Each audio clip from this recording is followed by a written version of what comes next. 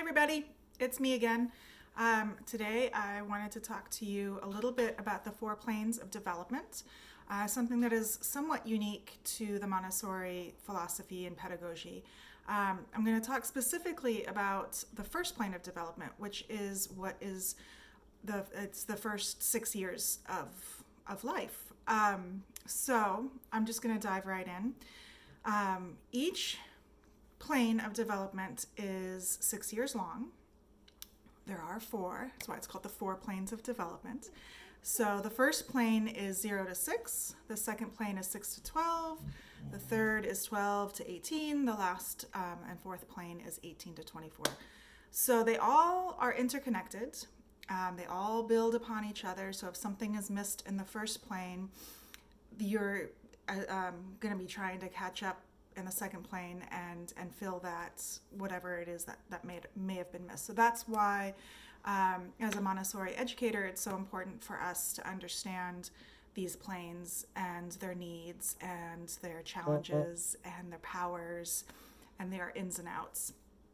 So in each plane, there is physical, mental, cognitive, and emotional or spiritual development.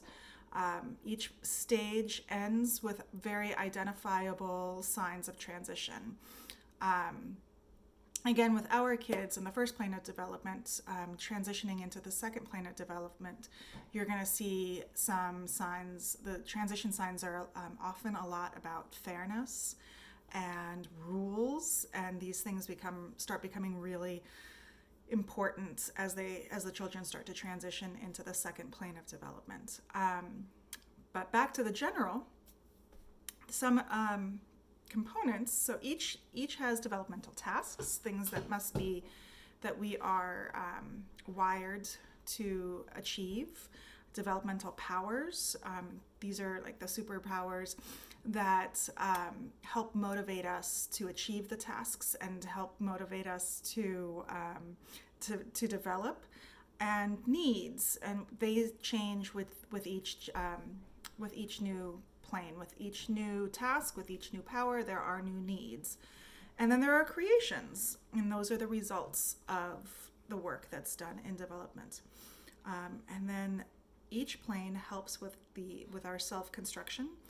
And like I said, they build upon each other. They are interconnected. We cannot have one without the other. And then there are patterns in each of them. Each plane has two sections, the first 3 years and the second 3 years. In the first 3 years, those are the new creations. That is where everything is new, everything is being explored, everything is exciting. And then the second half is when these new creations are perfected and really refined. So a really good example that is really obvious is language. Think of the first 3 years, 0 to 3, and how much work the human child puts into learning language. And there's a lot of listening, there's babbling, there's mimicking, there's crying for communication, all of this. And then in the second half, they start to really refine that and hone in their skills. And now all of a sudden they're speaking in full sentences, in full paragraphs, telling stories, really communicating their needs. And so I always go back to that example. I think it's a pretty obvious example, easy example to recognize. Also, each plane has a goal.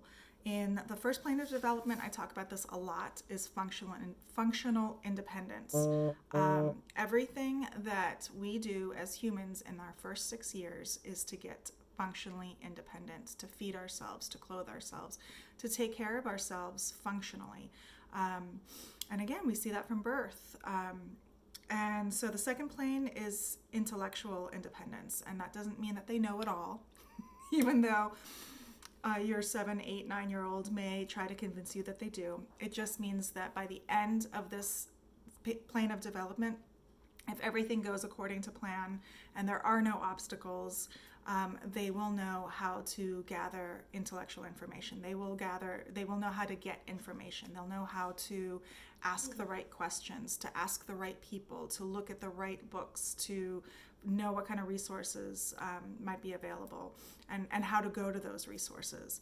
The third plane of development, the goal there is social and emotional independence. And I mean, is there any other more obvious time in life than middle school and high school, where in middle school there's a whole lot of experimentation with social groups and figuring out how to interact with each other.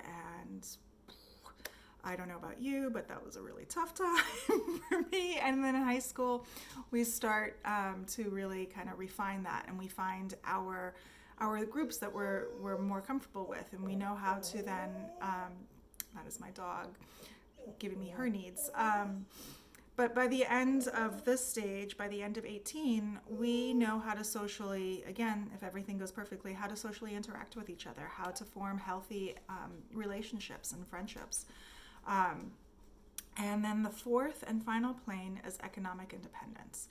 And what that means is we, by the end of this plane, by the age of 24, theoretically, in the perfect world, know how to keep a job, know how to budget, understands the value of finances, and it goes back to that functional independent. We know how to pay our bills so that we can functionally take care of ourselves.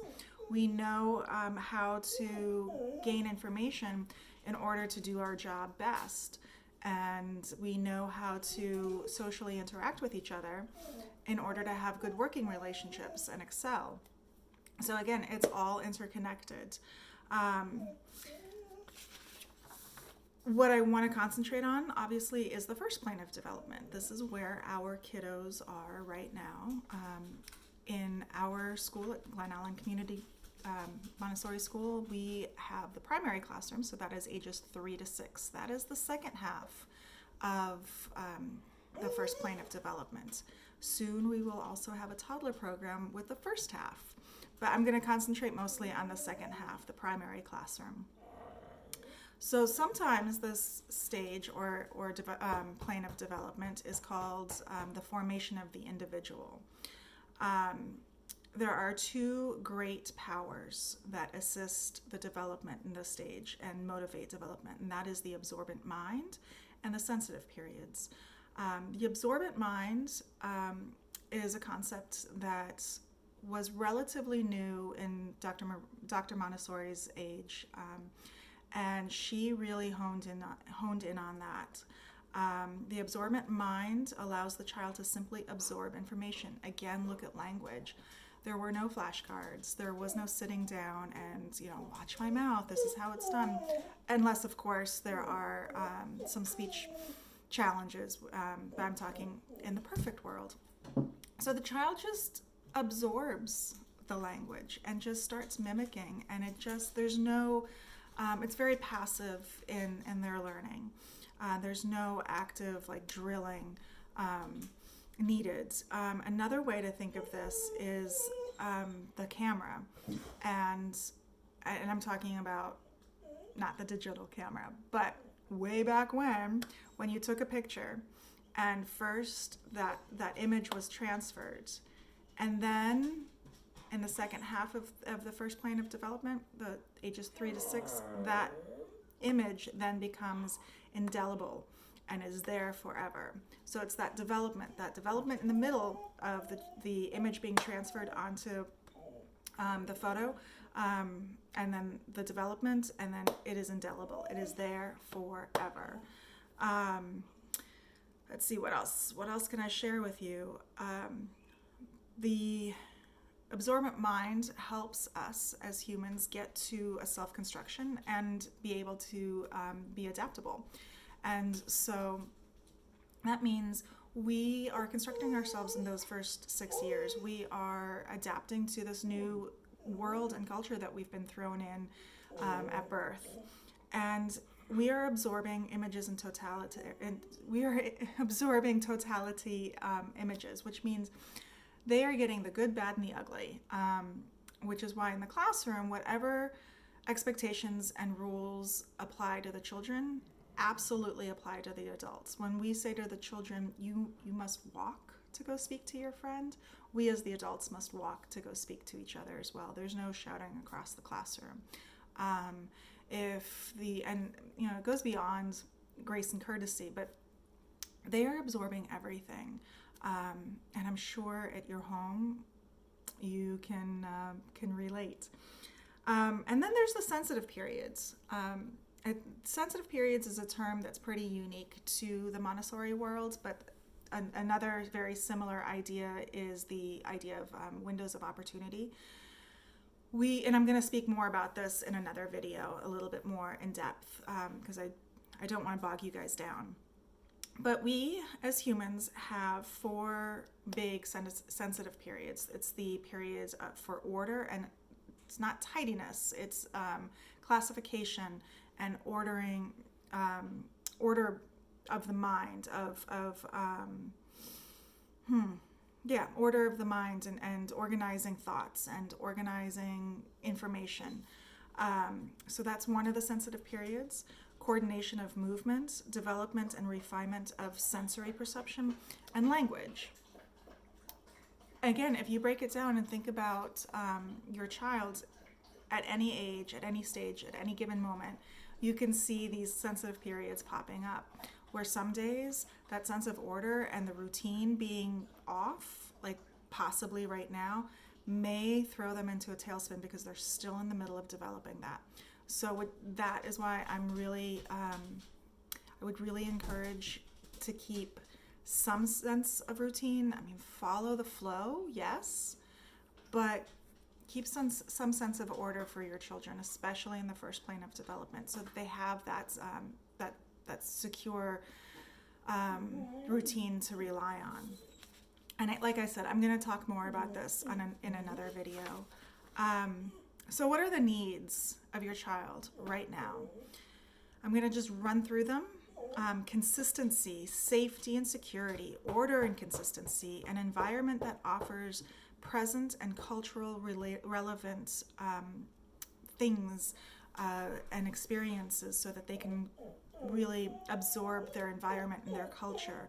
Movement, manipulative objects. They need to be hands-on. There are no flashcards. There are no watching toys being manipulated on a video screen is not the same as actually manipulating them with their own little hands.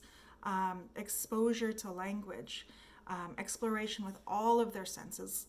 Let them get dirty. Let them get their fingernails dirty. Let them smell, touch, taste. Give them all of that opportunity, and help them. And then the development of and skills of functional independence. So everything, bringing it back to the Montessori classroom, everything that we do in the primary classroom comes back to these needs.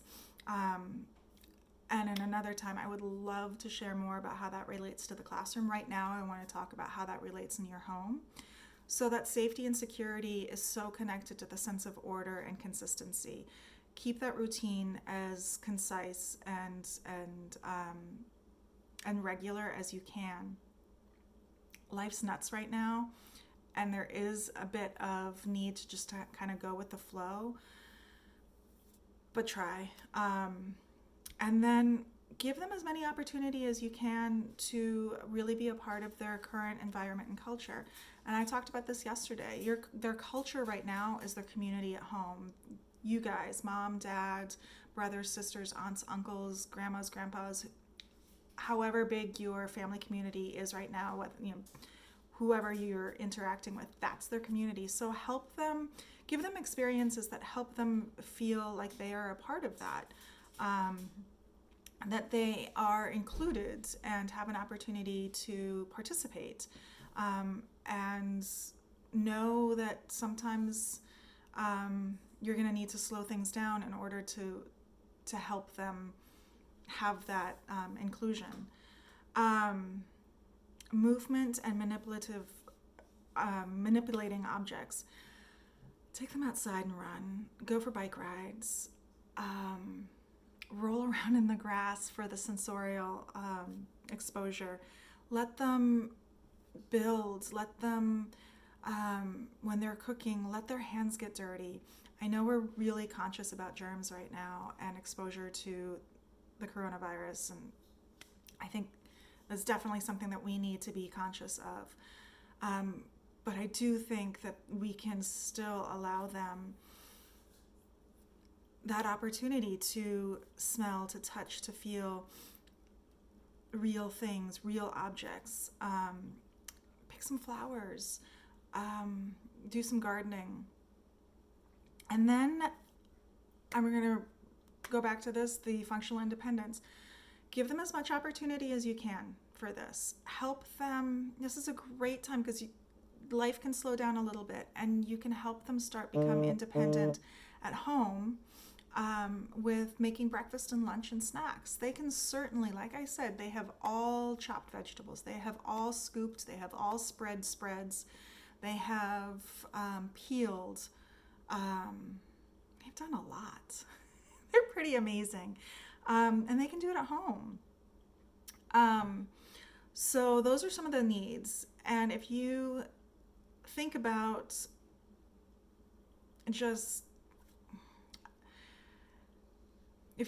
what you're doing during the day, there are plenty of ways to meet the needs of this part of development.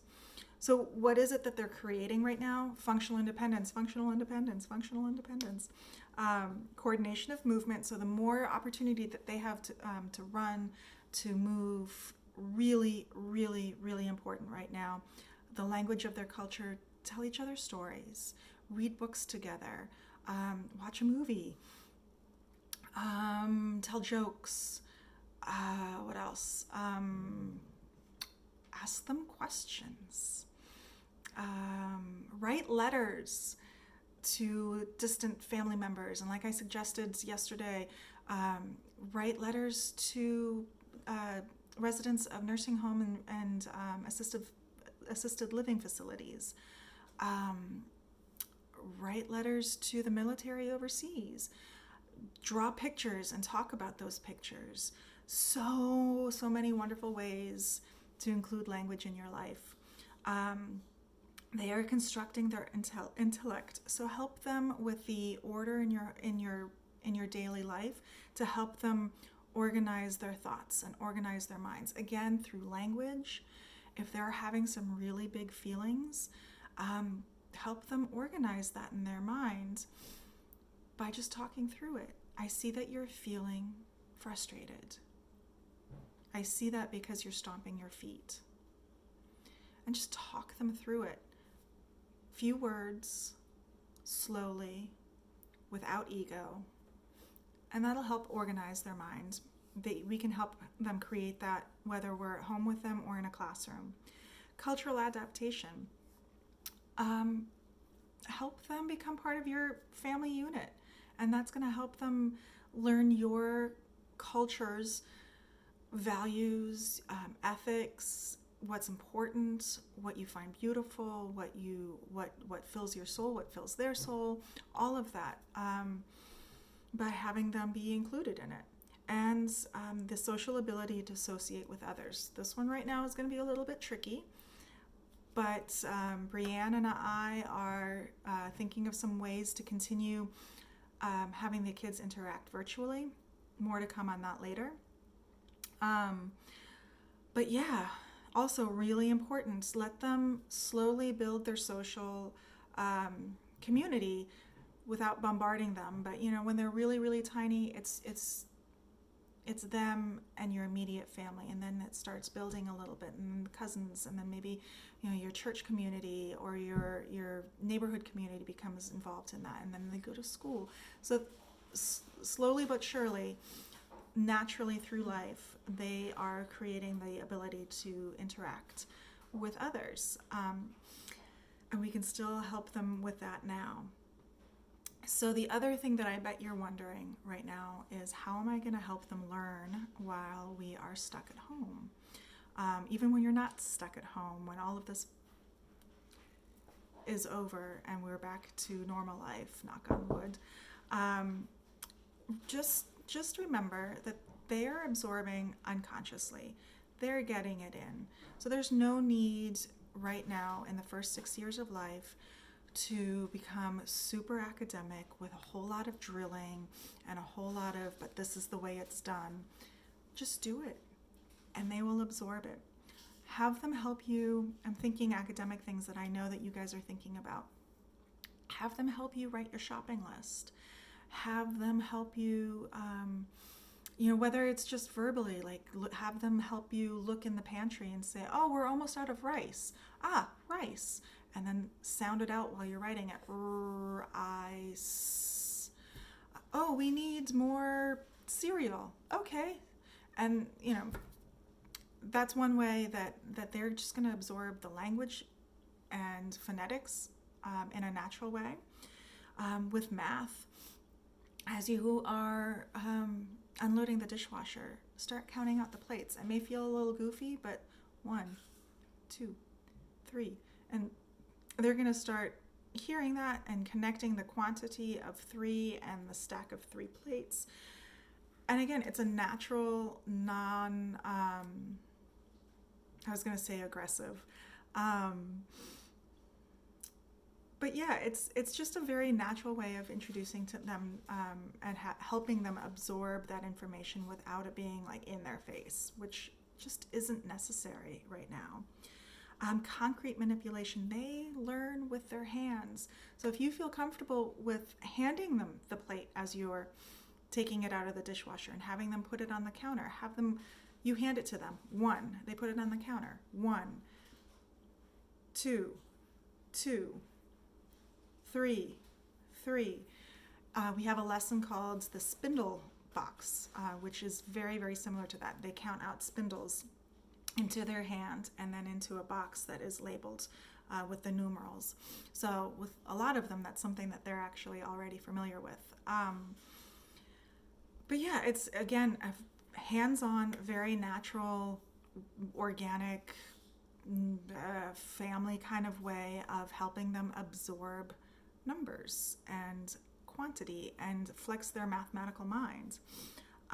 But in order for them to learn, remember that in the first 6 years of life, they need to touch, they need to smell, they need to taste, they need to hear, they need to see it, they need to live it in all sensorial ways, and that they are learning in the moment.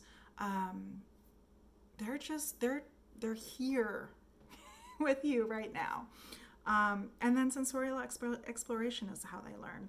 The child must explore through their senses. So again, I'm really urging you to let them help with the cooking.